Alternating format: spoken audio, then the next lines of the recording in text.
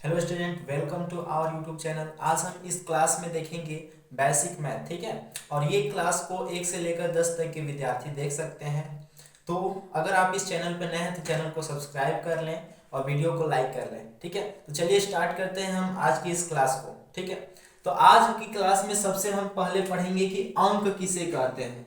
क्या पढ़ेंगे कि अंक किसे कहते हैं। ठीक है, तो आपको बता दें कि 0 से लेकर 9 तक की डिजिट को, यानी 0 से लेकर 9 तक को क्या कहते हैं, अंक कहते हैं। ठीक है, जैसे हो जाएगा 0, 1, 2, 3, 4, 5, 6, 7, 8, 9। ठीक है, कहा जाएगा, क्वेश्चन आता है कि अंक कितने होते हैं, तो आपको सीधा जवाब देना है अंक 10 होते हैं। कितने होते हैं, अंक 10 होते हैं। कौन कौन, 0, 1, 2, 3, 4, 5, 6, 7, 8 और 9। गिनिएगा आप तो ऐसे होगा, देखिए 1, 2, 3, 4, 5, 6, 7, 8, 9, 10। कहा जाएगा कि अंक कितने होते हैं, तो आपको बताना है कि अंक 10 होते हैं। ठीक है, तो कौन कौन होते हैं, तो 0 से लेकर 9 तक को क्या कहते हैं, अंक कहते हैं। चलिए आगे हम जानेंगे इस क्लास में कि संख्या किसे कहते हैं। ये हमारा पहला टॉपिक था अंक। दूसरा टॉपिक है हमारा कि संख्या किसे कहते हैं। ठीक है, संख्या किसे कहते हैं, तो एक या एक से अधिक अंकों के समूह को, एक या एक से अधिक अंकों के समूह को संख्या कहते हैं। ठीक है, जैसे यहां पर हो गया 12, तो 12 को हम क्या कहेंगे, संख्या कहेंगे। 12 दो अंकों से मिलकर बना हुआ है, जैसे पहला अंक है 1 और 2। ठीक है, तो ये हो गया संख्या। तो कहा जाएगा कि संख्या की परिभाषा दें। ठीक है, तो संख्या की परिभाषा होता है अंकों के समूह को संख्या कहते हैं। अंकों के समूह को संख्या कहते हैं। ठीक है, तो अंक का समूह देखिए, ये इसको भी हम संख्या कहेंगे क्योंकि इसमें अंकों का समूह है। कितने अंकों का समूह है, इसमें 3 अंकों का समूह है। तो संख्या 1, 2 या 3 या इससे अधिक अंक होते हैं, उसके समूह को क्या कहते हैं, संख्या कहते हैं। ठीक है, आपसे पूछा जाएगा कि 16 क्या है, तो कहना है कि 16 एक संख्या है। आपको कह दिया जाएगा कि 4 क्या है, तो 4 आपको बताना है कि 4 एक अंक भी है और साथ ही साथ ये संख्या भी है। ठीक है, आपको पूछ जाएगा कि 255 क्या है, तो आपको ये नहीं कहना है कि ये अंक है, आपको ये सीधा कहना है कि ये संख्या है। क्यों कहना है संख्या है, क्योंकि इसमें अंकों का समूह हो गया है। क्या हो गया है, अंकों का समूह हो गया। ठीक है, समझ में आ गया कि अंक किसे कहते हैं और संख्या किसे कहते हैं।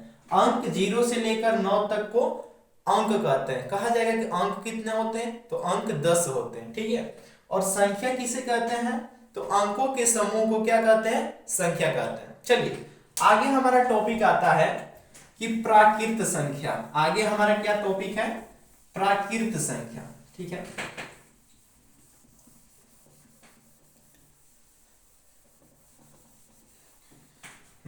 चलिए अगला हमारा टॉपिक है तीसरा नंबर कि प्राकृत संख्या किसे कहते हैं। ठीक है, तो आपको बता दें कि 1 से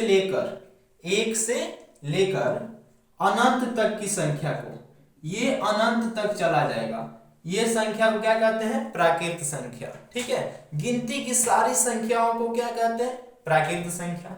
तो 1 से लेकर के 1, 2, 3 ये अनंत तक चलता हुआ जाएगा। ठीक है, इसी को क्या कहते हैं, प्राकृत संख्या। ठीक है, आपसे पूछा जाए कि प्राकृत संख्या कितने होते हैं, तो इसका जवाब होता है अनंत।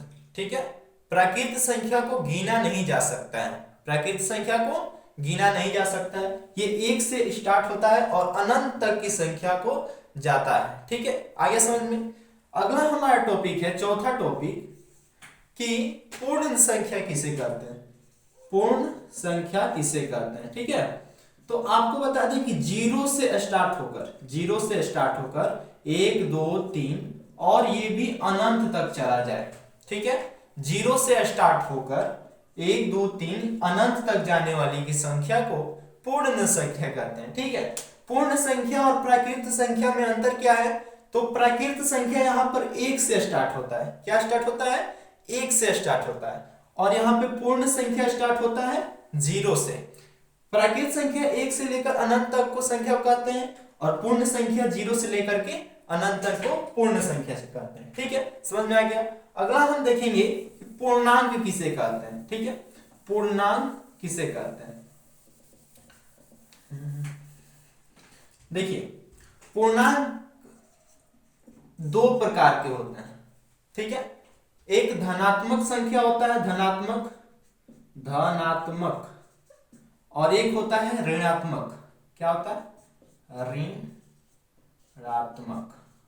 ठीक है, धनात्मक पूर्णांक में क्या होता है? 1 2 3 4 5 अनंत तक जाएगा। ठीक है, और इधर हो गया यहां पर मिस्टेक हो गया।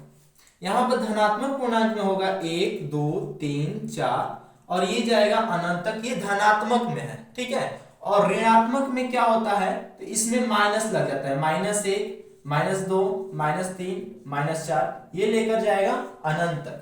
ये ऋणात्मक पूर्णांक हो गया और ये क्या हो गया? धनात्मक पूर्णांक।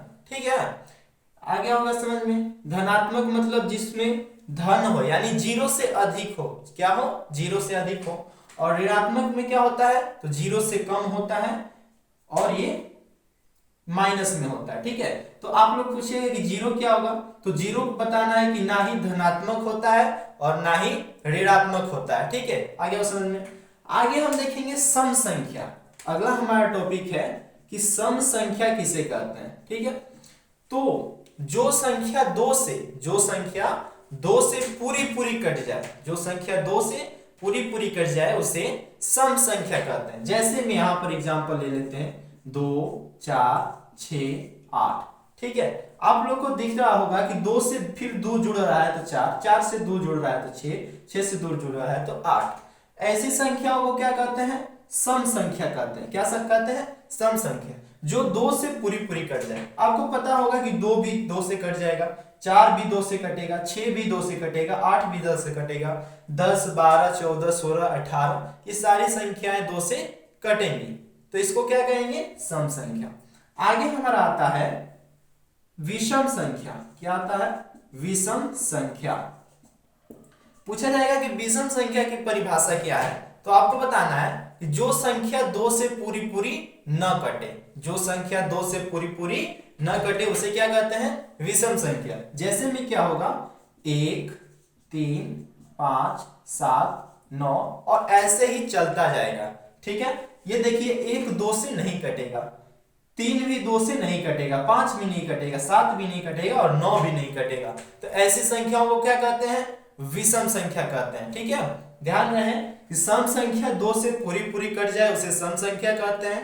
विषम संख्या जो 2 से पूरी न कटे उसे क्या कहते हैं? विषम संख्या। ठीक है, अगला हमारा टॉपिक है, आगे आप लोगों को टॉपिक ला रहे हैं नया, भाज्य संख्या। अगला क्या टॉपिक है? भाज्य संख्या। अभी बताते हैं आपको कि भाज्य संख्या किसे कहते हैं। ठीक है,